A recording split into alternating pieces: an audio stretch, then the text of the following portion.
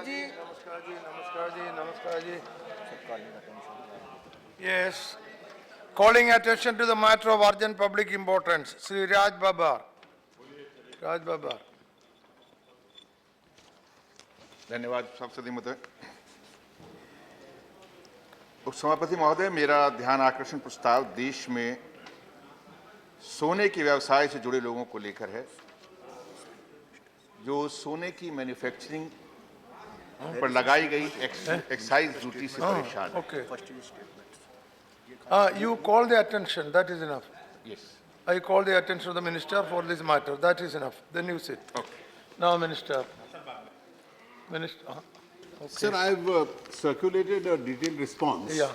That may be taken as read in order to save the time of the House. Okay, that's fine. And after the honourable members have spoken, I'll respond to the orally. Okay, to the- that's fine, that's fine. So, this statement is circulated. So, those who want to speak, I will call, then Mr. D. Raj, no, Raj Babar, now you can ask question. Raj Babaji, now you can ask questions. You can ask questions and take maximum 7 minutes, Okay. within Thank 7 you, sir. minutes. Sir, मेरा सभापति महोदय, वित्त मंत्री जी से पूछना है कुछ सवाल कि ये जो एक्साइज ड्यूटी जो मैन्युफैक्चरिंग पर लगाई है और पिछले 43 दिन से लगातार इस व्यवसाय से जुड़े लोग सड़कों पर हैं। इस व्यवसाय में एक तरफ तो कॉरपोरेट सुनार है, जिसको बैंकों से बड़े बड़े लोन मिलते हैं, जो बड़े बड़े ब्रांड एम्बेसडर के साथ में इश्तिहार करता है, और आज वो बड़ा खुश है। आज के ही अखबार में एक इश्तिहार आया है जिसमें वो ये कह रहा है कि हमारी एनुअल सेल इज बैक। यानी एक तरफ ये चंद गिनतियों पे, उंगलियों पे गिनने वाले ये कॉरपोरेट सुनार जो हैं वो इश्तिहार दे रहे हैं, ज्वेलर्स साहब। मुझे खुशी होती है, प्राउड होता है जब मैं सुनार कहता हूं अपने आप को, तो इसमें कोई बुराई नहीं है। ये ज्वेलर्स जो हैं, इनके साथ में जो इनके जो दूसरी तरफ एक सामान्य सुनार है जो हमें गांव में मिलता है, कस्बों में मिलता है, मोहल्लों में छोटी छोटी दुकानों में मिलता है, कॉलोनियों में, बाजारों में, शहरों में मिलता है। आज वो अपनी दुकानों पर ताला लगाकर सड़कों पर घूम रहा है। वित्त मंत्री महोदय, सरकार का मानना है कि एक्साइज ड्यूटी लगाकर वो काले धन की बढ़त को रोकने वाले, इसलिए सोने के व्यवसाय को वो रेगुलेट करना चाह रहे हैं। काले धन को जहां तक रोकने का सवाल है, उसकी बढ़त को रोकने का सवाल है, यानी काले धन के रोकने के लिए ये सोने के इस व्यवसाय को रेगुलेट करना चाहते हैं। काले धन को रोकने के लिए किसी की मनाही नहीं है। यूपीए सरकार ने भी किया था, 2012 के अंदर इस कानून को लाए थे, लेकिन कानून को लाने के बाद में उपसभापति महोदय, इसकी व्यावहारिकता को जब देखा, रिप्रेजेंटेशन जनता के आए, जनता के लोगों ने, इस व्यवसाय से जुड़े लोगों ने जब मुलाकात की, तो उन्होंने अपनी पेचीदगियां, अपनी परेशानियां बताई, जिसको लेकर व्यावहारिकता के रूप में उस वक्त के वित्त मंत्री ने इसको वापस ले लिया। अब के राष्ट्रपति, उस वक्त के वित्त मंत्री, लेकिन आज के वित्त मंत्री उपसभापति महोदय ये साबित करना चाहते हैं कि वो मजबूत सरकार के मंत्री हैं, जनता की सरकार के मंत्री नहीं। यानी ऐसा लग रहा है जैसे कि हीर के अब्बा अटल हैं, उनको लगता है कि ये रांझे की कोई कहानी है। ऐसा नहीं है। इस देश की जो परंपरागत जो व्यवसाय है, उससे जुड़े हुए जो लोग हैं, वो आज सड़कों पर हैं। आप कहते हैं कि 6 करोड़ से कम के लोगों पर, जिनका टर्नओवर 6 करोड़ से कम है, उन पर ये फैसला लागू नहीं होगा, मात्र वो अपना एक्साइज जमा करेंगे और जो भी वो अपना लिखा पढ़ी देंगे उसको मान लिया जाएगा। कोई इंस्पेक्टर नहीं आएगा, कोई उनके ऊपर किसी भी तरह की पुलिस का, इंस्पेक्टर का दबाव नहीं होगा।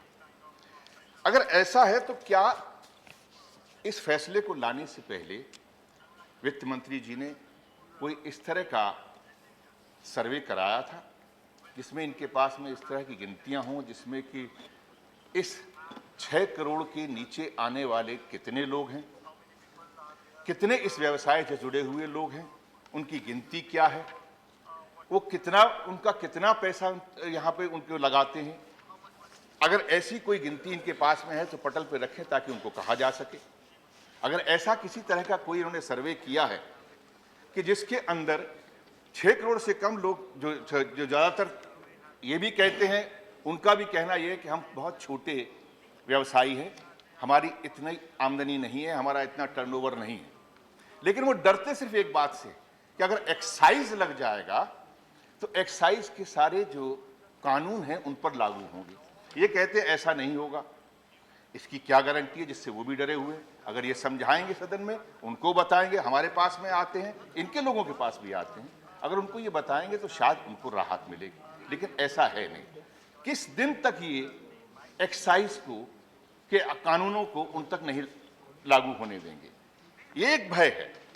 दूसरा, ये भी मानते हैं इस बात को कि जो जायज तरीके से सोना बाहर से आता है उसका हिसाब सरकार के पास भी है, व्यापारी भी दे देता है, और उस हिसाब में किसी तरह की कोई गफलत नहीं है। लेकिन जो काला धन जो खपत होता है वो तस्करी के सोने से होता है। तो तस्करी का सोना जो यहां आता है उससे जो है वो काला धन खपत में आता है। और ये कारीगर जो हैं, जो इस व्यवसाय से कम 1.5 से 2 करोड़ जुड़े हुए, वो लोग जो है जिनको नहीं मालूम कि ये काला धन का सोना है या सफेद धन का सोना, वो उस सोने के ऊपर काम करते हैं और काम करने के बाद में वो मार्केट में चला जाता है और वो काला धन खपत हो जाता है।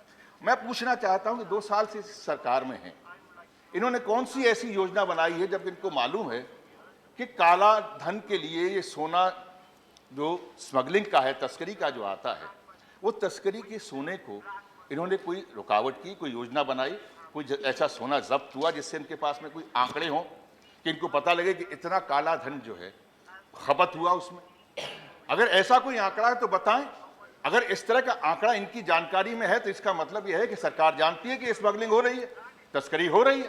तो यानी तस्कर को आने का रास्ता मिल रहा है, तस्कर सोना लेके यहां पर आ रहा है, लेकिन सरकार के पास में इस तरह की कोई ऐसा मापदंड अभी तक नजर नहीं आया, ना ही जनता के सामने आया है कि ये समझ में आ सके कि ये काला धन, ये सुनार कैसे खपत कर रहे हैं। दूसरी चीज मैं पूछना चाहता हूं मान्यवर कि ये जो कहा जा रहा है कि ये इतने टन सोना जो है, 950 टन सोना इन लोगों ने जो पिछली बार आया उसका पूरा हिसाब है।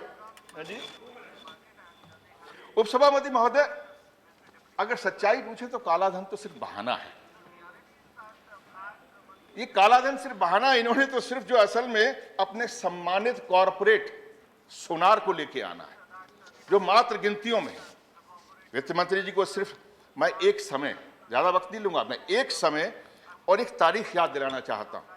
28 मार्च 2012 समय शाम को 7:09 एक ट्वीट आया था, याद होगा। उस ट्वीट में था, 1% एक्साइज ड्यूटी सरासर गलत है, सरकार को तुरंत इसे वापस ले लेना चाहिए।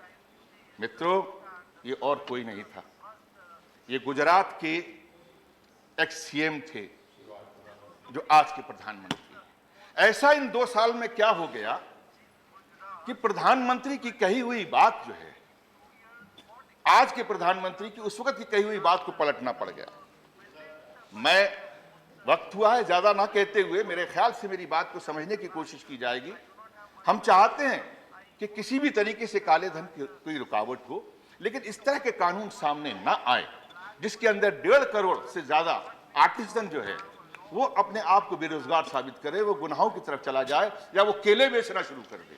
आज दमपुर जैसी जगह है और दूसरी तरफ पहले भी उन्होंने ऐसे किया है। Please conclude. Please conclude. मैं appeal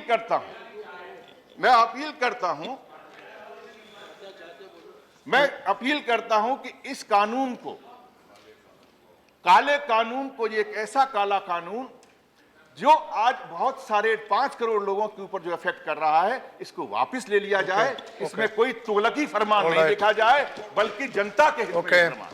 Thank you. Sri D. Raja, put your question in 3 minutes. Yes, sir. In 3 minutes. Sir,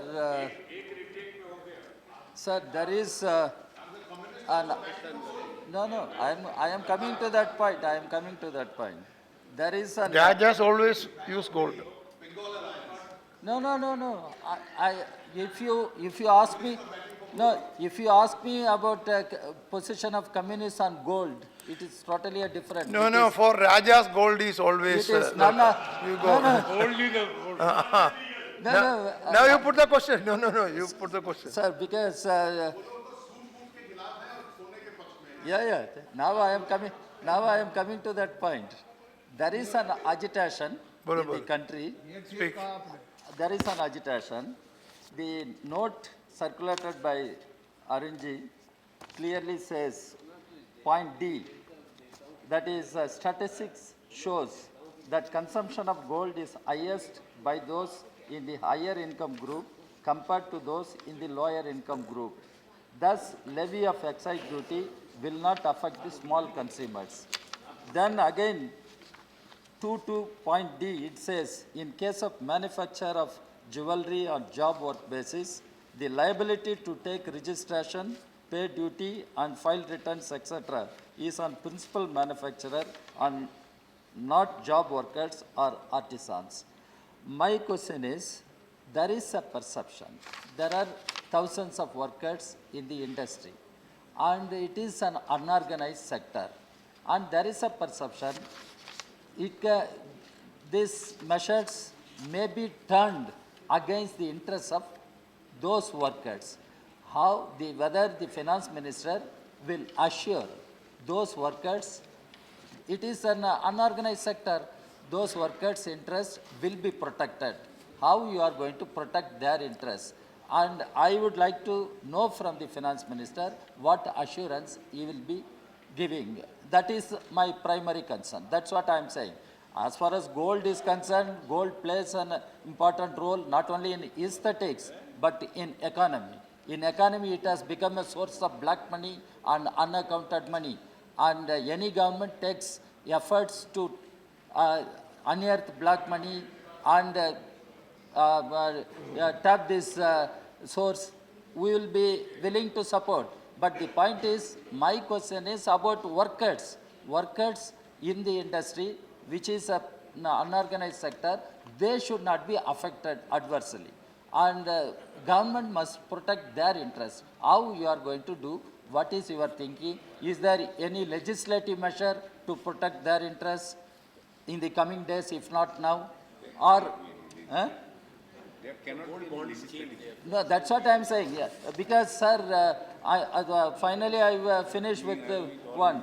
Even when Ms. Moraji Desai was there some 50 years back, he also tried some measures and it led to some suicides those days. And now also there is agitation in the country. In the background of this agitation, finance minister should assure that workers will not be subjected to some kind of adverse impact by these measures, and the small artisans or small manufacturers will not be affected.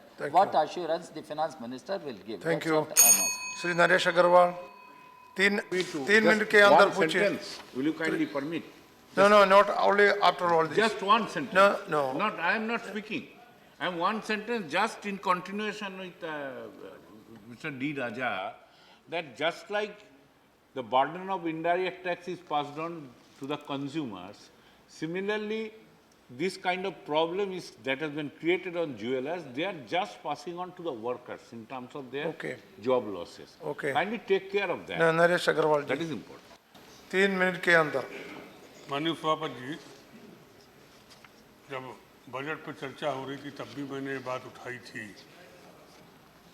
माननीय वित्त मंत्री जी, आप तो दिल्ली के रहने वाले हैं, मेरे ख्याल अधिकांश ज्वेलर आपसे मिले, उन्होंने अपनी बात भी आपके सम्मुख रखी और आप खुद स्वीकार कर रहे हैं कि ज्वेलर्स टैक्स देने के लिए नहीं इनकार कर रहे हैं। 1% 2% आप एक की जगह 2% लगा लीजिए, उन पर वैट के रूप में लगा लीजिए, अदर टैक्स के रूप में लगा लीजिए। ज्वेलर्स का विरोध जो है वो एक्साइज का, तो एक्साइज का विरोध क्यों है? आप ये भी स्वीकार कर रहे हैं कि 12 लोगों ने आत्महत्या कर ली। उनका एक्साइज से विरोध, जो मैंने उस समय भी कहा था, एक्साइज से विरोध इस मारे है कि आपका excise department most corrupt department, और वो जानते हैं कि जिस दिन एक्साइज वाले, बिल्कुल क्लियर है, उनका विरोध करने का सिर्फ रीजन ये है कि एक्साइज वाला जब खाकी ड्रेस पहनकर वहाँ पहुँच जाएगा तो कितना उत्पीड़न करेगा और कितना अपना टैक्स लगाएगा, उनका विरोध ये है। और आपने जो कहा, मैंने कह दिया, कोई एक्साइज वाला उनके यहाँ नहीं जाएगा। ज्वेलर जो अपने जो ज्वेलर दे देगा लिख के, उसको हम मान लेंगे। आप जरा मालूम तो करिए एक्साइज वाले सब पहुंच गए कि नहीं। एकदम मुझसे आज मुजफ्फरनगर वाले कहने आए, अभी मैं जब चला, मुजफ्फरनगर वाले मुझसे कहने आए कि खाकी वर्दी पहन के एक्साइज वाले सब पहुंच गए। ये सब आपके वोटर हैं। आप जब जीएसटी लागू करने जा ही रहे हैं और आप कहते हो कि जीएसटी की प्रक्रिया का ये प्रारंभ है, शुरुआत है 1%, तो जब जीएसटी लागू करने जा ही रहे हैं, जीएसटी इन्होंने बनाया था, प्रणव जी ने एक बार हमको बुलाया कि जीएसटी के पक्ष में कहा था कि नरेश जी जीएसटी पास करा दीजिएगा। आज क्यों इनका विरोध है पता नहीं, मैं नहीं समझ पाता हूँ। तो जब जीएसटी बन ही रहा, जीएसटी लागू हो रहा, आज नहीं कल लागू हो जाएगा, तो फिर जीएसटी के बाद टैक्स के दायरे में सब आ ही जाएंगे। तो ये 1% के नाम पर जो प्रणब जी ने आपसे कहा, आपने इनसे बात करी थी तब? नहीं, उस समय इनसे क्यों बात करते? उस समय आप सत्ता में थे, आपसे बात करते। तब तो आपको हम चेतावनी देते रहे बराबर कि जो कर रहे हैं अच्छा नहीं कर रहे हैं। तो मैं जो कह रहा हूँ कि जब आप जीएसटी लागू करने जा रहे हैं और कोई भी ज्वेलर जीएसटी का विरोध नहीं कर रहा, क्योंकि जीएसटी से उनका उत्पीड़न नहीं होने जा रहा है, तो फिर जब उनका एक एक्साइज ड्यूटी से है तो क्यों जिद आप पकड़े हुए हैं? जब लोग मर भी रहे हैं, और जैसे राजा साहब ने कहा, तपन दादा ने कहा कि छोटा छोटा जो ज्वेलर है, जो शिल्पकार है ज्वेलरी में, वो तमाम छोड़ के भाग गए शिल्पकारी हड़ताल में, तमाम बेरोजगार हो गए हैं। तो उस हट और जिद को छोड़िए, अब तक कितना नुकसान आपका हुआ, कृपया यही बता दीजिए इतने दिन में कितना नुकसान। और उनकी हड़ताल अगर जारी है तो ज़्यादा अच्छा है, आज घोषणा कर दीजिए 1% टैक्स लगाइए, लेकिन दूसरे रूप में लगा लीजिए। उन पर से जो एक्साइज का आप बोझ डाल रहे हैं, एक्साइज ला उन पर से लगा, क्या इसकी घोषणा आज आप करेंगे या नहीं? Thank you for sticking on to the time. Thank you. Kumari Shalja ji, 3 minutes. Sir I'll be very brief. बहुत संक्षेप में मैं कहना चाहूँगी सर ये बहुत ही अहम मुद्दा है और पिछले सत्र में फर्स्ट हाफ में भी हमने इसको उठाया था। और आज आप देख रहे हैं सर कि देश में लाखों करोड़ों लोग, लाखों जो सराफा बाज़ार, पीयूष जी भी यहाँ पर मौजूद हैं, मेरा खुद का ताल्लुक़ इसलिए है क्योंकि अम्बाला क्षेत्र में बहुत बड़ा सराफा बाज़ार है और वहाँ पर और पूरे देश में न जाने कितने लोग, एक और तो छोटा जूलर है और दूसरी ओर जो आर्टिज़ान है जो उसके साथ जुड़ा हुआ है। हमारे देश की परंपरा रही है सर, उस देश की परंपरा को ये कोई बड़े बड़े ब्रांडेड जूलर्स ने नहीं किया है कायम। जो यहाँ तक हम पहुँचे हैं, उनका आर्ट जो फ्रॉम फादर टू सन यहाँ तक पहुँचा, आज वो ख़त्म होने की कागार पर है, एकदम बर्बादी की कागार पर वो खड़े हैं। छोटे जूलर्स, वो बेचारे क्या करेंगे? टैक्स की, जो मेरे से पूर्व मेरे साथियों ने कहा, बात टैक्स की नहीं है, उससे उनका कोई विरोध नहीं है। लेकिन जिस तरह से एक और आप बात करते हैं कि हम ईज़ ऑफ डूइंग बिजनेस, क्या ईज़ ऑफ डूइंग बिजनेस सिर्फ विदेशी लोगों के लिए है या बड़े कॉर्पोरेट्स के लिए है? जो छोटे लोग हैं, जो छोटी छोटी अपनी ज्वेलरी, एक आर्ट उनका जिसको कायम रखा हुआ है, इवन गांव तक में, छोटे शहरों में जो किसान आता है वो छोटी ज्वेलरी खरीदता है, वो कोई बड़ी ज्वेलरी नहीं खरीदता, बड़े बड़े शोरूम्स में नहीं जाता। लेकिन उनको कायम रखने के लिए, उनको जिंदा रखने के लिए छोटा जो आर्टिज़ान है, कोई नग जड़ेगा, कोई उसका खाका बनाएगा, कोई कुछ करेगा, कितने लोग इसके साथ जुड़े हुए हैं, आज उनको जिंदा रखने की बात है। और सर ज्वेलरी की जहाँ तक बात है, उसको तो मंदिरों में भी चढ़ाया जाता है, तो वो कोई ब्रांडेड ज्वेलरी तो मंदिरों में लेकर नहीं चढ़ाते हैं, बड़े सेठ धनाढ्य लोग करते होंगे। तो सर ये आम आदमी से जुड़ी हुई बात है, छोटे ज्वेलर से जुड़ी हुई बात है। कितने लोग सुइसाइड कर चुके हैं, कितने हैं जो उस कगार पर खड़े हैं, इतना रो रहे हैं, इनके सामने कितनी बार इनसे मिले हैं हम, कितना कारीगर, जो छोटा कारीगर है वो कहाँ जाएगा? करोड़ों लोग हैं सर, और जगह जगह कस्बे में, छोटे गांव में वो कारीगर, उसका क्या होगा? तो इस सरकार से मेरी रिक्वेस्ट है, मंत्रियों से मेरी रिक्वेस्ट है कि कृपया इसको दोबारा से देखें। और मेरा सवाल यही है कि क्या आप इसको रोल बैक करने जा रहे हैं? आप रोल बैक करेंगे तो हम सभी की ओर से हम आपका धन्यवाद करेंगे कि आपने सबकी पीड़ा को समझा, तो कृपया इस पीड़ा को समझिए और इसे रोल बैक करें। Okay, thank you, very good. Thank you, Shri Sharad Yadav ji. श्रीमान, मंत्री जी चले गए हैं। Please come back. You will come back. ये- बोलिए। सर, नहीं ठीक है, वो तो मैंने मजाक में कहा मैंने, नहीं मैंने मजाक में कहा। अरे भाई हमने छेड़खानी के लिए कहा।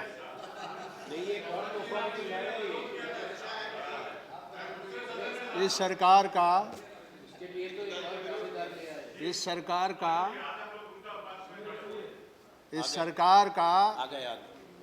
एक बड़ा कार्यक्रम है कौशल विकास, और ये मामूली आपने काम नहीं लिया, मैं इसको बड़ा काम मानता हूँ। हिंदुस्तान में यदि कोई एक चीज,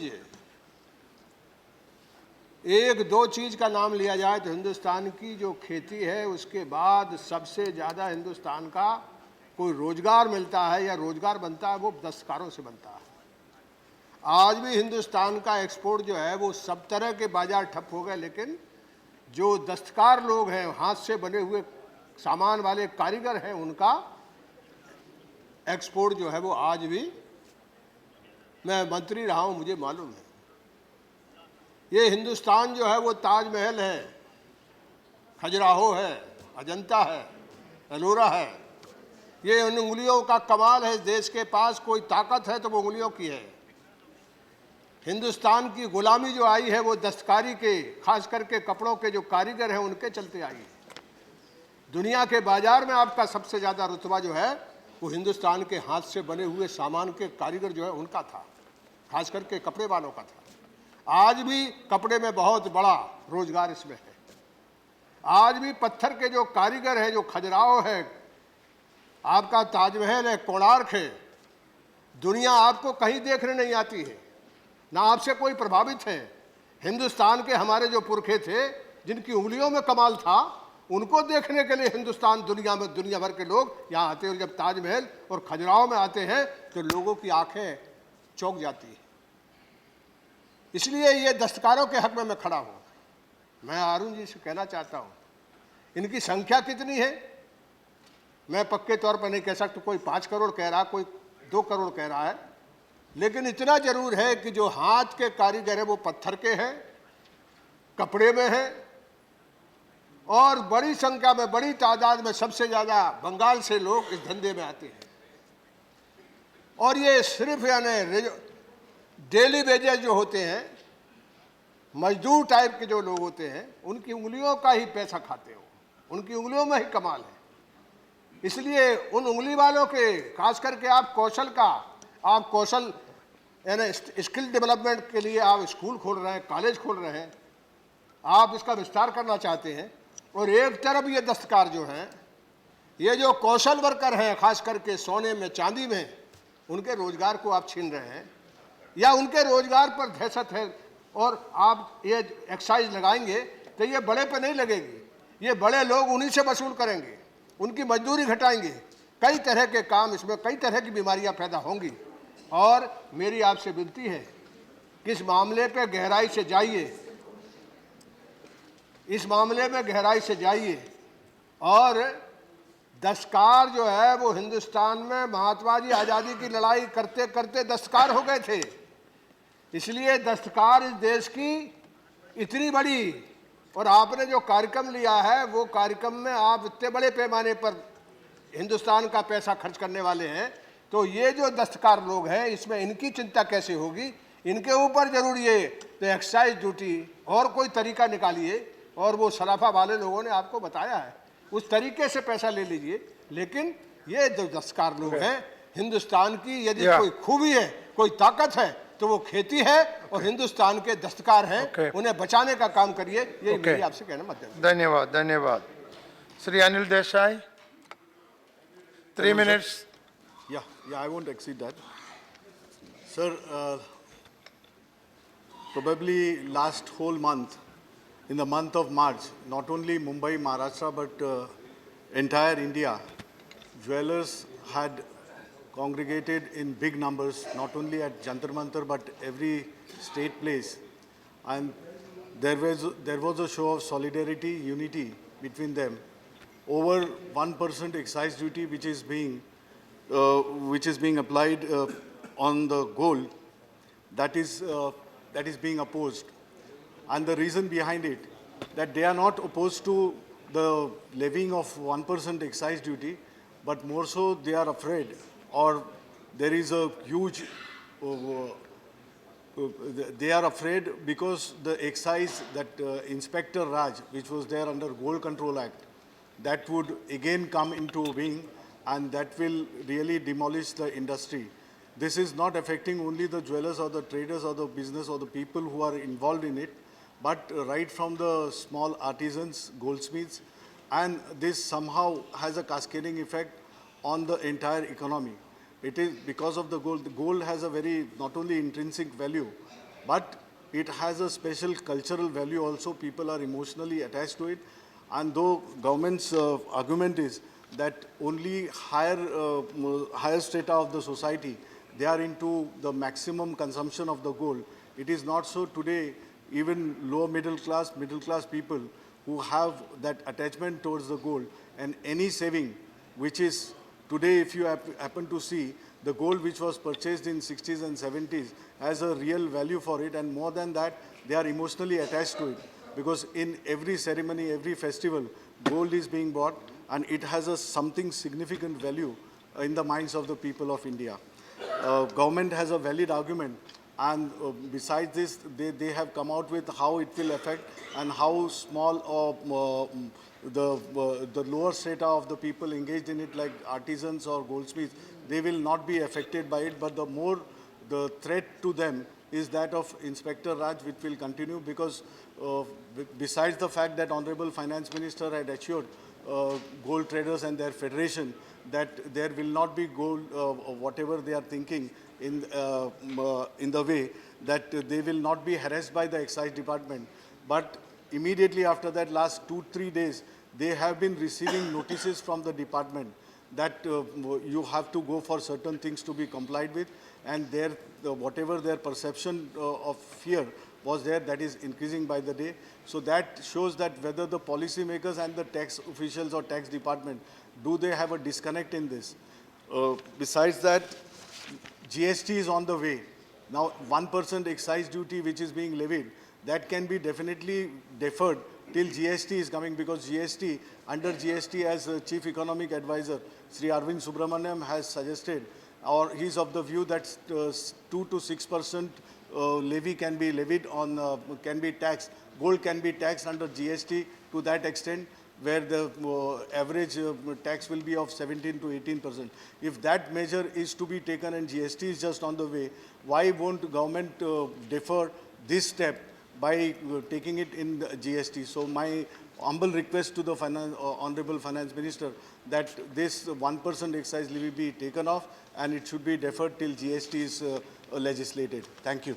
Thank you very much, Sri Anil Desai. Sri Bhupinder Singh. Chairman sir, ये जो आज उड़ीसा सबसे ज़्यादा माना जाता है, जहाँ पे सर आप जानते हैं कटक का जो फिलीग्री वर्क है वो सारे दुनिया में सबसे अच्छा काम हमारे जो कारीगर करते हैं वहाँ।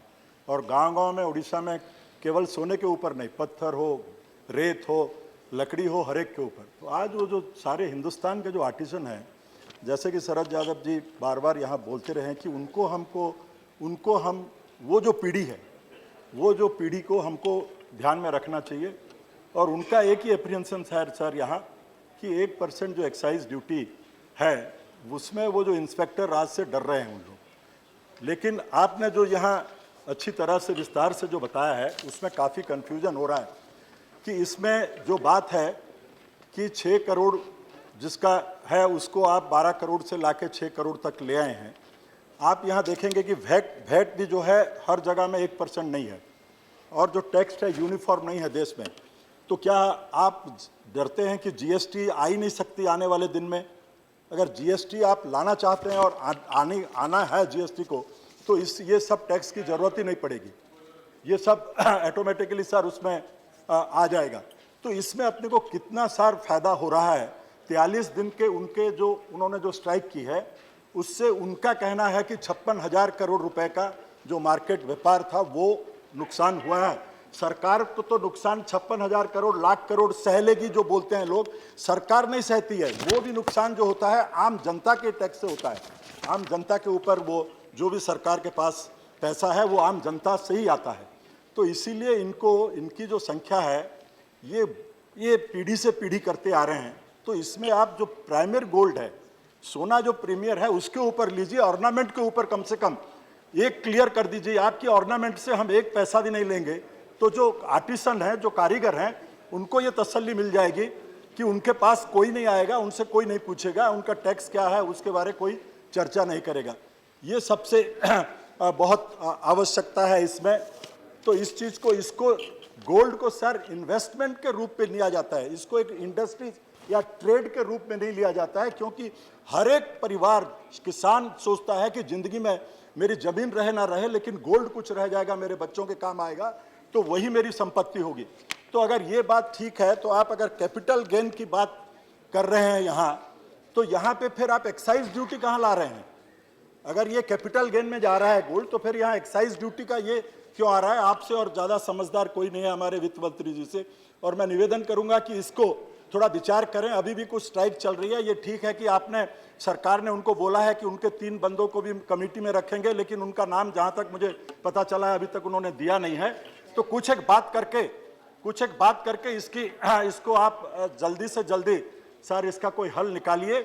और जो अभी भी कुछ लोग स्ट्राइक में हैं उनसे बात कीजिए। और इसमें अपने को, अगर ये एक आपने जो बात की है इसमें काफ़ी चीज़ सुधार लाए हैं, लेकिन अभी भी एक डार्क है। द क्लाउड स्काई में इतना बड़ा क्लाउड है कि कोई समझ नहीं पाया है। जो चीज़ आपने यहाँ लिख के भी दी है, आपने कहा है, प्रेस के माध्यम से भी इसको बात कीजिए, उनसे बात करिए, चर्चा करके इसका एक समाधान का जल्दी से जल्दी रास्ता निकालिए। इससे सरकार को सर 1% एक्साइज में से कितना पैसा मिला है 3 महीने के अंदर, और आने वाले दिन में कितना मिलेगा, ये भी ये हाउस को जानना चाहिए सर। मैं इसीलिए आपसे निवेदन करता हूं आपके माध्यम से। Thank you deputy chairman sir. Thank you. Shri Basavaraj Patel. माननीय उपसभापति जी, आदरणीय सदस्य ने जो एक महत्वपूर्ण बात पर जो लाखों लोगों के दिल के ऊपर परिणाम होने वाला, इसका एक भय का वातावरण देश में तो बना है। सरकार को सच्चाई का स्पष्ट करना अत्यंत आवश्यक है। साथ ही साथ भारत जैसे देश में सबसे बड़ी संपत्ति मानव संपत्ति है। कहीं ऐसे कानून के द्वारा मानव संपत्ति काम करने वालों की संख्या घट जाए, फिर बड़े बड़े मशीन आकर लाखों लोग अगर और बेरोजगार तैयार हो जाएंगे, तो फिर स्किल का क्या होगा, ये एक भयानक चिंता का विषय है। भारत में तो ऐसी नीति आना चाहिए जहाँ हाथ से काम करने वाले कारीगरों को अधिक से अधिक प्रोत्साहन मिलना चाहिए। इन बातों को ध्यान में रखते हुए मैं ये जानना चाहता हूँ कि इस सोने चांदी और अन्य जवाहरात के व्यवहार में कितने कारीगर लोग काम करते हैं। और यह जो नियम बना है 1% एक्साइज ड्यूटी, जो मान्य अनेक सदस्यों ने मांगा है, क्योंकि हर तहसील लेवल तक आज वो कारीगर लोग मेंटली टॉर्चर है। सच्चाई क्या है उन तक बोलने वाला भी नहीं है, जैसे अभी कुछ बातें हमारे ध्यान में आता है। तो ये धोखा या संकट उनके ऊपर न आए, क्योंकि पिछले 50-60 सालों से आज़ादी के बाद जब कभी भी एक पुलिस के हाथ में, एक्साइज वालों के हाथ में कोई कानून दिया जाता है, उसकी बड़ी मात्रा में दुरुपयोग निचले स्तर पर होता है, वो ऊपर तक आके पहुंचता नहीं है। इसके कारण वो लोग बड़े परेशान हो जाते हैं मेंटली, फिर हजारों लाखों रुपए की करप्शन की नीचे की धंधा का नया दरवाजा खुल जाते हैं। तो इस प्रकार के एक शंका को दूर करने की दृष्टि से एक निश्चित अच्छा उत्तर सरकार के द्वारा मिलेगा, और यह जो सामान्य लाखों लाखों कारीगर है, इनको किसी प्रकार का भय नहीं होगा। यह एक सुंदर अवकाश है, क्योंकि यहाँ पर कुछ लोग कई बार सुनते ही आत्महत्या कर लेते हैं। 12 लोगों की मृत्यु की बात है, 45 दिन से स्ट्राइक पर है, और उनके गरीबों की परिवार और रोजी रोटी की जिंदगी उससे जुड़ी है। हाथ की कारीगरी मर जाएगा और एक बहुत बड़ा संकट देश पर आ सकता है। तो फिर सरकार नए ढंग से आने वाले नए नीतियों से ब्लैक मनी को निकालना, ब्लैक सोना को निकालना, उसकी अपनी कोई नई नीति बने, परंतु यहाँ पर सामान्य गरीब आदमी को कोई संकट ना हो, इसकी अत्यंत आवश्यकता है। इस बात को मैं माननीय मंत्री जी से विनती करता हूँ। और ये जो 6 करोड़ से ऊपर वाले धंधे को ये लगता है, ये जो बात है, वास्तव में कितने लोग इस दायरे में आते हैं और कितने लोग काम करने वाले हैं, इसकी एक स्पष्टता मिले, तब तो फिर वो गरीब आदमी हिम्मत से अधिकारी से भी बात कर सकता है। तो एक सुंदर अवकाश आज के इस प्रश्न से उठा है, और इसका ठीक से उपयोग लेते हुए माननीय मंत्री जी, मैं ये जरूर भरोसा करता हूँ कि एक निश्चित उत्तर देंगे, जो देश के उन लाखों लाखों कारीगर आप इस उत्तर से एक संदेश को लेकर बड़े आनंदित होंगे। कल से वे अपने काम पर जाए, इस दिशा में एक अच्छा संदेश जाए, मैं आपसे प्रार्थना करता हूँ। धन्यवाद, धन्यवाद। श्री सतीश चंद्र मिश्रा जी। माननीय मुख्यमंत्री महोदय, हमारे पूर्व के सभी वक्ताओं ने काफ़ी डिटेल में बात रखी है। उन सबसे अपने को संबद्ध करते हुए मैं समझता हूं कि ये एक ऐसा मामला है जिसमें कि जैसा कि कहा जा रहा है कि लगभग 5 करोड़ लोग पूरे देश में हैं, जिसमें से 1.5 करोड़ तो खाली आर्टिसंस हैं जो वर्कर्स हैं और जो इससे इफेक्टेड हो रहे हैं। और पिछले इतने समय से ये लोग अपने इस चीज़ को प्रदर्शन कर रहे हैं, हड़ताल पे हैं, दुकानें बंद हैं, उनकी रोटी रोजी बंद है, लोग आत्महत्या कर रहे हैं, ये सब चीज़ें सामने आ रही हैं। ऐसे में जबकि जीएसटी की बात कही गई है, और माननीय फाइनेंस मिनिस्टर ने अपने स्पीच में भी कहा था, उन्होंने बजट की स्पीच में कहा था, जो आज उन्होंने सर्कुलेट भी किया, उन्होंने कहा ये एक तैयारी है, ये जो एक्साइज ड्यूटी है ये एक जीएसटी के लिए तैयारी है और उनको तैयार करने के उद्देश्य से किया जा रहा है। तो अगर जीएसटी की तैयारी के उद्देश्य से सिर्फ किया जा रहा है तो जीएसटी को ही क्यों नहीं हम लोग लागू कर देते हैं, जबकि जीएसटी अगर आप लाइए तो हमारी पार्टी के अध्यक्ष ने तो कहा ही है, बीएसपी ने कहा कि हम आपको सपोर्ट करेंगे जीएसटी में, आप जीएसटी को ला करके इसको लाइए, इसकी जगह कि आप इस जो एक पूरे देश में एक दहशत का माहौल इन लोगों के बीच में हो गया है, इसको समाप्त करने की आवश्यकता है। और ख़ास तौर से जो कि आज अभी सर्कुलेट किया है आपने, उसमें पैरा 4 में आपने खुद ये बात कही है कि additionally government has constituted a sub committee of the high level committee to interact with trade and industry on tax laws. Terms of reference of the subcommittee include the issues related to compliance procedure for the excise duty, including records to be maintained and other. अगर एक high level committee बनाई गई है interact करने के लिए और industry से वालों से भी इंटरैक्ट करने के लिए बनाई गई है, मैं समझता हूँ जो माहौल है उसमें अगर माननीय वित्त मंत्री जी खुद स्वयं या किसी जिसको समझते हैं उसको रख करके एक डायरेक्ट वार्तालाप हो, एक डायरेक्ट वार्तालाप इन लोगों से हो करके उनकी समस्या को समझें और समझ करके इसका एक निराकरण निकाला जाए। और जब तक ये सब कमेटी, अगर हाई लेवल की सब कमेटी बनाई गई है, तो हाई लेवल की सब कमेटी जब तक कि अपना कोई निर्णय या अपनी रिपोर्ट नहीं दे देती है, तब तक कम से कम इसको रोक देना चाहिए। और एक्साइज ड्यूटी का जो ये, जब हम खुद ही ये आप मान रहे हैं कि हम एक कमेटी इस बात के लिए बनाई है कि कैसे इश्यूज़ को सेटल किया जाए, कैसे इसका समाधान निकाला जाए, तो जब तक इसका समाधान नहीं निकलता है तो इस आंदोलित जो इतने करोड़ों लोग हैं, इनको आप एक रिस्पाइट देने के लिए इसको अगर आप वापस ले लें तो ज़्यादा उचित होगा। Now, Honorable Finance Minister. माननीय सभापति जी, श्री राज बब्बर जी ने और अन्य सम्मानित सदस्यों ने ये विषय उठाया है और पिछले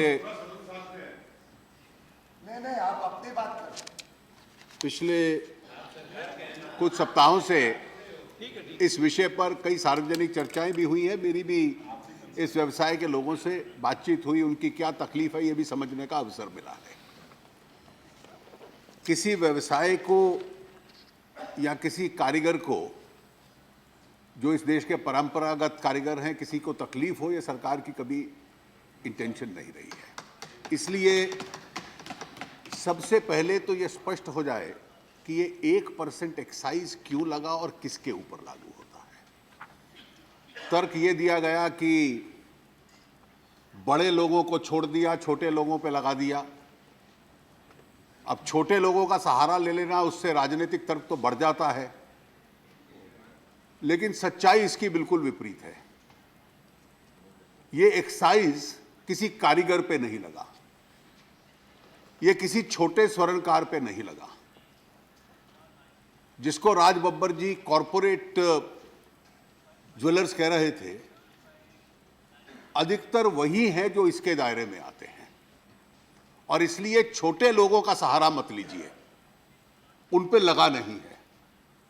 एक्साइज की जो एलिजिबिलिटी है और इसमें जो एग्जेम्पशंस दिया है कि अगर पिछले वर्ष आपकी टर्नओवर 12 करोड़ से कम थी और अगले वर्ष में 6 करोड़ से कम है तो आप एग्जेम्प्टेड हैं।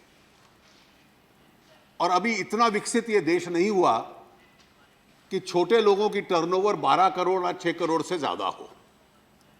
किसी कारीगर की टर्नओवर 6 करोड़ और 12 करोड़ से कम नहीं है 2 लगातार वर्षों में। ये जो बड़ी बड़ी चेन्स हैं, ये उन्हीं के ऊपर लागू हुआ है। और इसलिए बिल्कुल इस सदन के माध्यम से मैं स्पष्ट कर दूं कि ये 12 करोड़ और 6 करोड़ वालों पे लागू होगा और उससे कम वाले किसी व्यक्ति को इसके दायरे में नहीं लाया गया है, ये बिल्कुल स्पष्ट है। जहां तक एक्साइज की नीति है, हम लोग तय कर लें कि किन आइटम्स के ऊपर एक्साइज लगना है। कोई स्ट्रक्चर्ड ट्रेड हो और बार बार आंदोलन करके उसको वापस करवा ले, तो इसका यह अर्थ नहीं कि वो अधिकार बन जाता है, उस पर टैक्स कभी नहीं लगेगा। मैं सूची देख रहा था, अब आपने कहा कि अब लगभग हर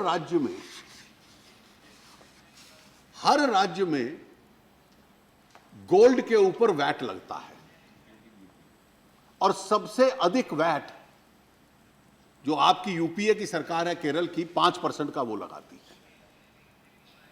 अब इतनी ही उन कारीगरों की आपको चिंता है तो केरल के अंदर माननीय उपसभापति जी का भी वो राज्य है, उसको हटवा दीजिए आप। लगभग हर राज्य में वैट लगता है।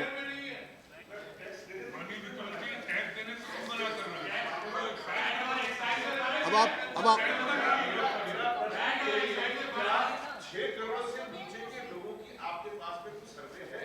आपको मैं अभी, आप वेट कर लीजिए थोड़ा सा, आप इसका पूरा अर्थ समझ जाएंगे कि किस विरोध में आप उलझते जा रहे हैं। 5% वैट केरला सरकार ने गोल्ड पे लगाया हुआ है और वैट के लिए भी वही किताबें मेंटेन करनी पड़ती हैं। अब 2005 में ब्रांडेड ज्वेलरी पे यूपीए ने लगाया, प्रोटेस्ट हुआ तो 2009 में वापस ले लिया, 2012 में तब भी बहुत समझदार वित्त मंत्री थे, उन्होंने लगाया, प्रोटेस्ट हुआ तो वापस ले लिया। तो आज परिस्थिति क्या है कि राज्यों में तो वैट लगेगा, इमिटेशन ज्वेलरी पे 6% एक्साइज लगेगा।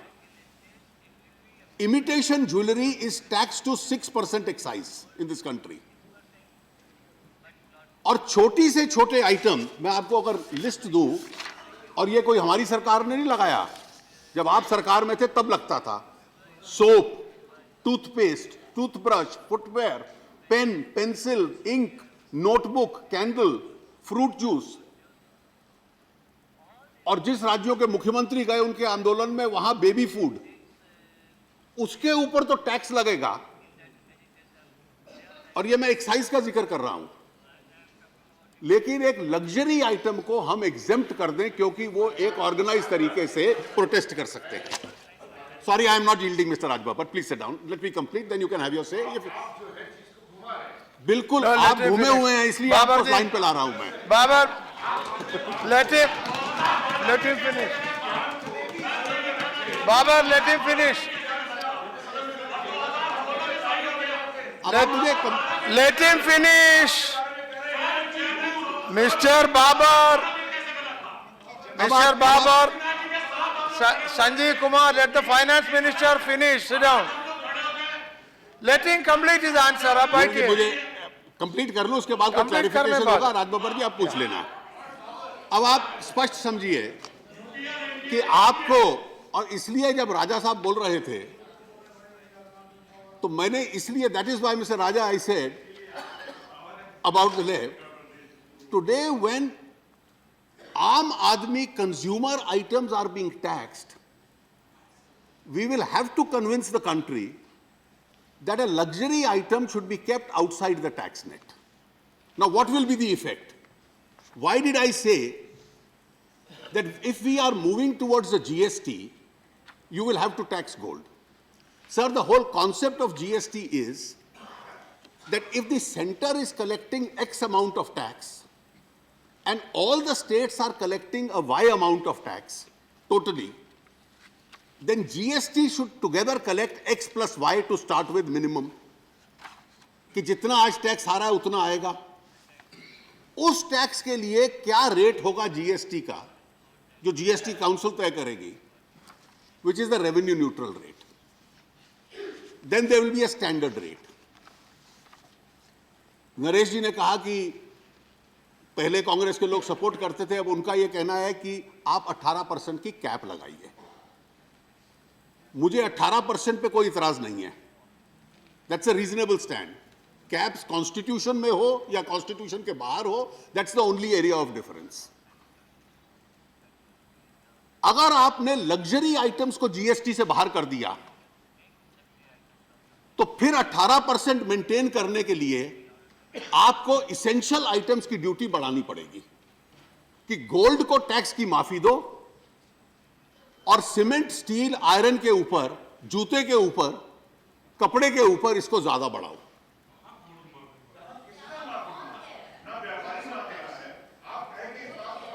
अरे आप एक बार आप समझ लीजिए, ये एक कॉम्प्लेक्स राजबब्बर जी विषय है। अगर आप लग्जरी आइटम को टैक्स के दायरे से बाहर रखते हैं तो उस लग्जरी आइटम का जो टैक्स का हिस्सा है फिर किसी आवश्यक वस्तु पे अधिक टैक्स लगा के उसकी पूर्ति करते हैं। और इसलिए किसी भी टैक्सेशन पॉलिसी में लग्जरी आइटम्स को टैक्सेशन से इंडेफिनेटली बाहर रखा जाए, यह संभव नहीं है।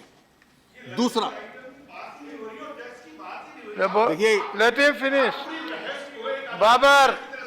बाबर जी बैठिए, let him finish, let him finish. Sorry, okay, या ओके। अध्यक्ष जी, अगर हम लोग जीएसटी की तरफ जा रहे हैं तो इसलिए उसका यह पहला कदम है कि हम लोग इन आइटम्स के ऊपर टैक्सेशन लगाए जिससे कि हम एक रीजनेबल कैप मेंटेन कर सकें। यह संभव नहीं है कि कोई राजनीतिक दल कहे कि 18% की कैप भी होगी, लेकिन लग्जरी आइटम्स को एग्जेम्प्ट कर दो ताकि 18% की कैप कभी मेंटेन ही ना हो पाए। That is the stand. Both the stands that you have taken are self-destructive. If you want a luxury item outside the tax net, because your leaders have said this is assassination of a trade, putting tax on them. So if that trade is to be kept outside the tax net, then you can never reach the 18% cap. You will always breach it. This is a serious subject, therefore please get some experts to examine the stand which you have taken on both issues, which is self-contradictory. अब इसमें जो दिक्कत है कि हम एक नए item पे लगा रहे हैं, केवल बड़े लोगों पे लगा रहे हैं। अब बड़े लोगों पे भी लगे तो उनकी एक शिकायत है, और ये उनकी चिंता में शायद वजन है, कि कल आकर हमारे खिलाफ हैरेसमेंट आरंभ ना हो जाए। तो उस हैरेसमेंट को रोकने के लिए, जिसपे कि हम सब की और मेरी भी सहानुभूति उनके साथ है, हमने एक स्पष्ट कदम अनाउंस किया जो किसी दूसरी कमोडिटी के लिए नहीं है। और उन स्टेप्स के कारण यह था कि गोल्ड ट्रेड की कई विशेषताएं हैं, कि कई बार व्यक्ति अपना सोना लेकर जाता है, कहता है इससे जेवर बना दिया जाए, make jewellery out of this gold. कल को कोई तीसरा आदमी कहेगा कि सोने की कीमत मैं आपकी टर्नओवर में लगा लूंगा, जबकि सोना कंज्यूमर लेकर आया है। यह संभव है। इस सब समस्याओं को देखते हुए केवल एकमात्र गोल्ड ट्रेड है जिसको हमने ये सुविधा दी है कि कोई फिजिकल वेरिफिकेशन आपके यहां नहीं होगी। मुझे जब स्वर्णकार मिले तो मैंने उनको स्पष्ट कहा कि कोई एक्साइज का व्यक्ति आता है खाकी वर्दी में, तो अपने मोबाइल फोन पे उसकी फोटो खींच के मुझे भेज दीजिए।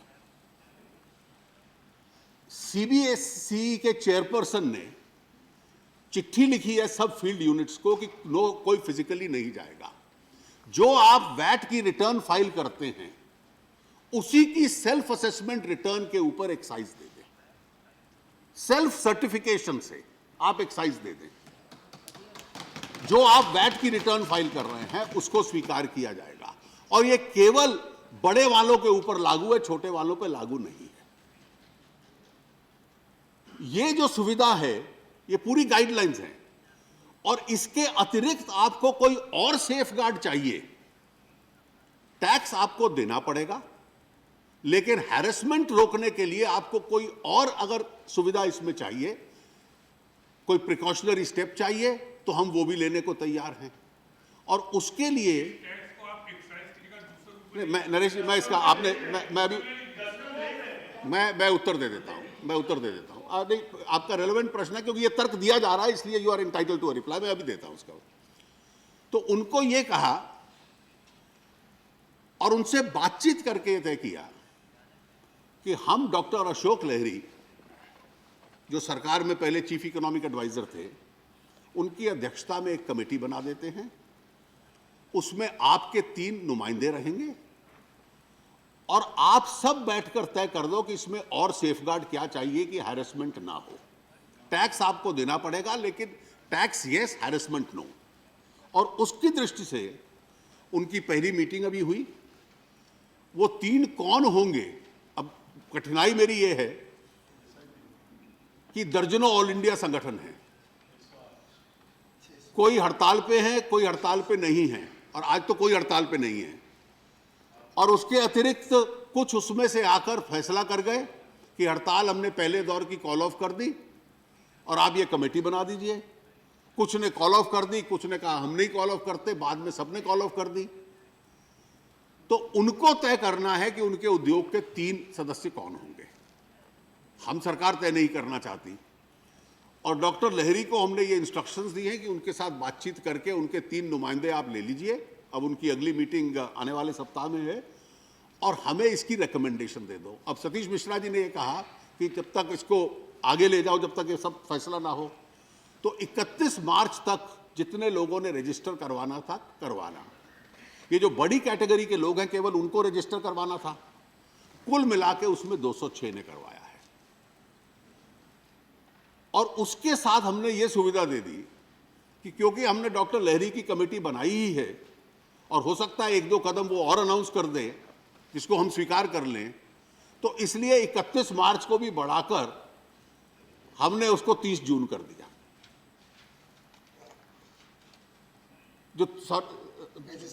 जो रजिस्ट्रेशन होना था कि रजिस्ट्रेशन को भी हम 2 महीने के लिए और हमने आगे कर दिया कि तब तक आपको और सुविधा देते हैं, तब तक ये रिकमेंडेशंस भी आ जाएंगी। और इसलिए जब रजिस्ट्रेशन की डेट ही हमने 2 महीने आगे बढ़ा दी तो कोई व्यक्ति वो पहले रजिस्टर करवाएंगे, फिर अपनी सेल्फ सर्टिफिकेशन से रिटर्न फाइल करेंगे और रिटर्न फाइल करने के बाद तब तय होगा कि उसको कितना एक्साइज देना है। जिस रेट पे वो वैट दे रहा है 1%, अधिकतर राज्यों में वही 1% वो एक्साइज देगा, इसमें कोई तकलीफ नहीं है।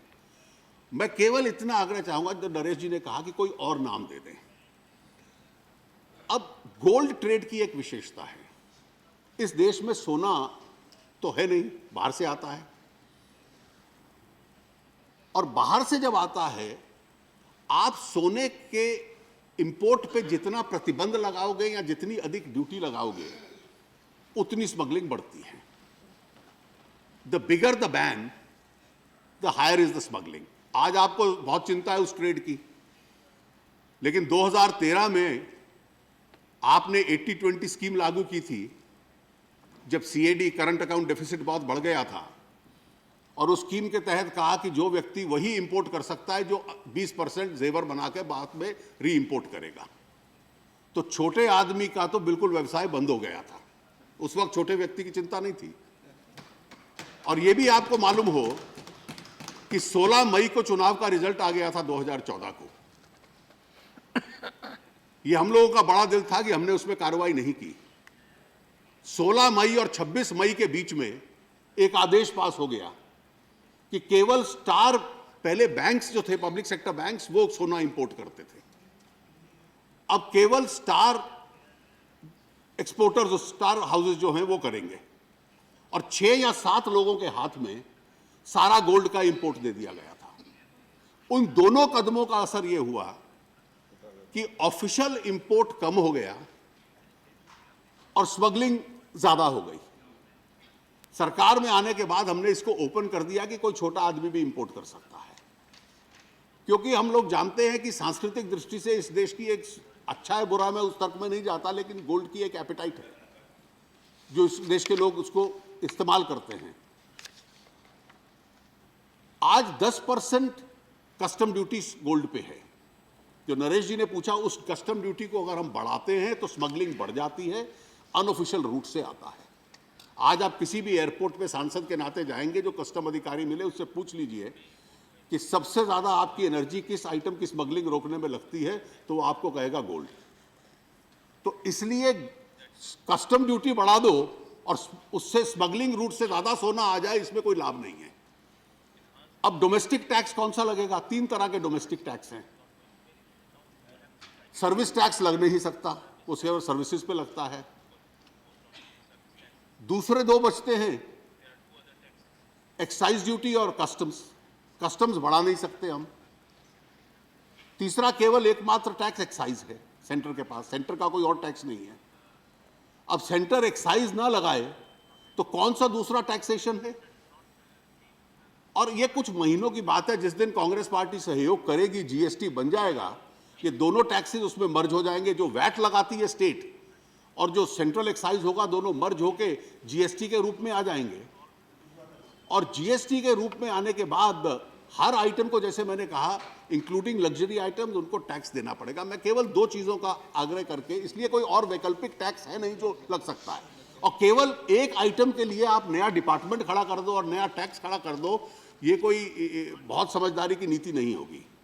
मैं केवल इतना कहूंगा कि कारीगरों पर, छोटे आदमी पे ये नहीं लगा है, ये प्रचार एकदम गलत है, मैं इसका खंडन करता हूं। बड़ों पे लगा है। अभी तक केवल 206 बड़े लोगों ने अपने आप को रजिस्टर करवाया है। इस ट्रेड की हम पूरी सहायता करेंगे। किसी की हैरेसमेंट ना हो, इसके लिए 4 कदम और आगे बढ़ना पड़ेगा तो बढ़ेंगे। लेकिन 2 चीजें, लग्जरी आइटम्स पे टैक्स देना है, इसका अभ्यास हम लोग डालें, केवल इसेंशियल कमोडिटीज पे टैक्स लगेगा, उसी पे देश चलेगा, ये ठीक नहीं है। और दूसरा, राज बब्बर जी, आप फिल्म इंडस्ट्री से संबंध रखते हैं, बहुत लीडिंग एक्टर रहे हैं। दो ऐसे उद्योग थे, फिल्म इंडस्ट्री और रियल एस्टेट, जिसके बारे में कभी एक छवि थी कि यहां कैश ट्रांजैक्शन ज्यादा होता है। धीरे धीरे अब ये सुनने में आया कि प्रोफेशनलिज्म की तरफ चलता गया और वो स्थिति आज बदल गई है। आज आप खुद भी जानते होंगे कि white money transaction film industry में बहुत व्यापक हो गया है, ज्यादा वही है। रियल एस्टेट उस दिशा में जा रहा है। जब सारा दुनिया और देश के विभिन्न उद्योग उस दिशा में जा रहे हैं, तो एक्साइज नेट में आकर ये ट्रेड भी उस दिशा में चले, मुझे लगता है इसमें बुराई नहीं है, इसमें देश का भला होगा और उसमें आप भी देश का फिर साथ दीजिए। धन्यवाद। Okay, thank you, thank you. ये सत्य से परे है और पूरी हठधर्मी बीजेपी की है। इस हठधर्मी के विरोध में समाजवादी पार्टी बहिष्कार करती है।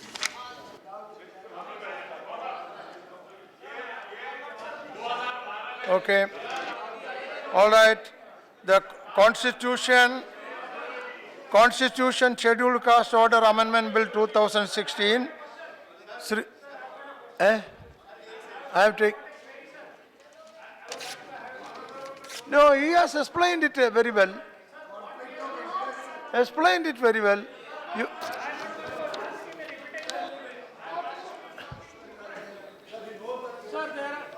Sir, I belong to the trade and I know the difficulties, so I just want to have a clearance.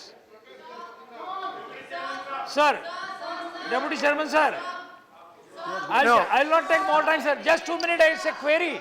It's a query, sir. It's a query, sir. No. Which he has to answer. No 2-3 minutes. If it is a question, you can It will not take ask. even a minute, sir. It will not take even a minute. No, you ask. It is only a question you ask, not 2-3 I am minutes. asking question only, sir. Only one question. Sir, माननीय,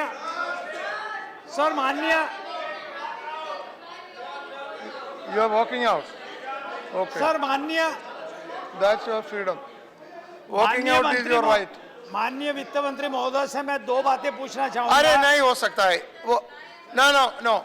Sir, What is this? What are you doing? 2 questions, sir. Why wasting time? Already you took 2 minutes. You could ask 5 questions by now. Sir, I am just asking. But you are not doing. You are not allowing me, sir. You allow What me. are you saying? I am taking your permission. What is this? It is my goodness that I am asking for the permission, sir.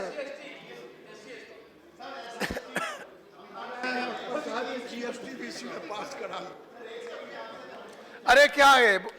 What is your problem? Sir आपके कुछ शब्दों से, अरे वो reply हो गया, फिर क्या है? हो गया वो। आपके कुछ शब्दों से अर्थ का अनर्थ हो जा रहा है। पहले उधर एक कांग्रेस पार्टी की एमपी थी साधु, आपने उसको साधु कह दिया। राज बब्बर को आपने बाबर कह दिया। रजनी पाटिल को आपने पटेल, रजनी पाटिल को आपने पटेल कह दिया। कहकशा परवीन को आपने काश परवीन कह दिया। तो सर आपके जो शब्द हैं, ये इसमें आपकी गलती एक्सेंट की नहीं है, ये लैंग्वेज की प्रॉब्लम है। लेकिन सर राज बब्बर राज बाबर बन जाएगा चुनाव उनके खिलाफ, तो ये तो बिल्कुल हड़कंप मचा देंगे। ऐसी साधु है, वो रिटायर हो गई हमारी जो एमपी है, उसको आपने साधु कह दिया। लेकिन त्यागी मैंने बदल नहीं किया है। त्यागी है। चेयरमैन सर, त्यागी हमने कहा कि आपकी त्यागी नहीं, शब्दों पे नहीं जाए। हमने कहा कि आपकी भावना पे जाए, शब्दों पे ना जाए। आपकी भावना बिल्कुल पाक साफ है, अच्छी है। इसलिए सर मुझे डर अपने बारे में है। लेकिन त्यागी में बदल नहीं किया। लेकिन Tyagi is Tyagi real Tyagi, that is the problem. Sir मुझे डर ये है कि किसी दिन त्यागी को आप त्यागी शुड बी रियल त्यागी। नहीं, मुझे भोगी ना बना दे। अच्छा sir, you just put the question. What is this? माननीय वित्त मंत्री जी ने कहा कि हम वैट के ऊपर लेंगे। सर सवाल ये आता है कि वैट का जो चलन भरा जाता है, उसके अंदर ऑर्नामेंट्स भी आते हैं, उसमें स्टोन्स भी आते हैं, रियल स्टोन्स, और उसके अंदर ये भी आता है, प्राइमरी गोल्ड भी आता है। प्राइमरी इज ऑलरेडी एग्जम्प्टेड, तो उसको किस प्रकार से हम देखेंगे, क्योंकि प्राइमरी के ऊपर भी फिर आप वो एक्साइज आ जाएगी, तो उसको किस प्रकार से बाइफरकेट करके और लिया जाएगा, इसका विचार करना होगा। दूसरा प्रश्न यह है कि आपने रजिस्ट्रेशन के लिए तो समय बढ़ा दिया है, अब जून तक के रजिस्ट्रेशन के समय है, जब तक रजिस्ट्रेशन नहीं होगा हम कस्टमर को बिल के ऊपर एक्साइज ड्यूटी चार्ज नहीं कर सकते। और जो टैक्स नहीं किए है और 30 तारीख जब जून खत्म हो जाएगा रजिस्ट्रेशन करना पड़ेगा, तो 1 मार्च से एक्साइज ड्यूटी जो है सर 1 अप्रैल से अपने 1 मार्च से आप उसको कलेक्ट करना चाहेंगे, जो कलेक्ट ही नहीं की गई, कस्टमर से कलेक्ट ही नहीं की गई क्योंकि आपने उसको मुद्दत दी है, तो वो कैसे सर वो दे पाएंगे? इसलिए सर मेरा कहना है, मेरी रिक्वेस्ट है कि जब से वो रजिस्ट्रेशन लेंगे तब से एक्साइज ड्यूटी कलेक्ट करने का वो रखा है। फाइन